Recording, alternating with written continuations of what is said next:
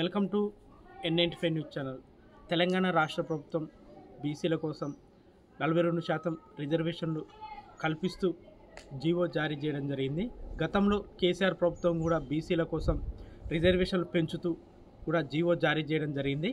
అప్పుడు హైకోర్టు దాన్ని కొట్టివేస్తూ కూడా తీర్పునివ్వడం జరిగింది. కానీ ఇప్పుడు రేవంత్ రెడ్డి ప్రభుత్వం కూడా బీసీల కోసం స్థానిక సంస్థలలో 42% రిజర్వేషన్లు కల్పిస్తూ జీవో జారీ చేయడం జరిగిందో దీంతో కలిపితే ఓవరాల్గా మొత్తం 69% రిజర్వేషన్ కావడం జరుగుతుంది.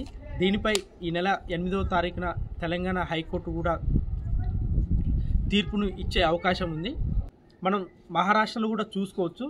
అంటే స్థానిక ఎన్నికలు నిర్వహించి అక్కడ సర్పంచులు గెలిచిన తర్వాత కోర్టు జోక్యం చేసుకొని ఈ ఎన్నిక చెల్లదని చెప్పి కూడా అప్పుడు తీర్పును కూడా ఇవ్వడం జరిగింది. మనం ఈ మధ్యన చూసుకోవచ్చు. ఈటెల రాజేందర్ కూడా కొన్ని వ్యాఖ్యలు చేయడం జరిగింది. ఈ సర్పంచ్గా పోటీ చేసే వ్యక్తులు తొందరపడి ఖర్చు చేయవద్దని, ఈ రిజర్వేషన్ పెంచిన విధానం న్యాయబద్ధంగా లేదని 8వ తారీఖున ఖచ్చితంగా తీర్పు నెగిటివ్గానే వస్తుందని చెప్పి కూడా తాను తెలియజేయడం జరిగింది. కాబట్టి ఖచ్చితంగా ఈ రిజర్వేషన్లు అనేది 9th షెడ్యూల్లో పెడితేనే ఇవి బీసీ రిజర్వేషన్ అనేది నిలబడుతుందని చెప్పి కూడా మనం తెలుసుకోవచ్చు.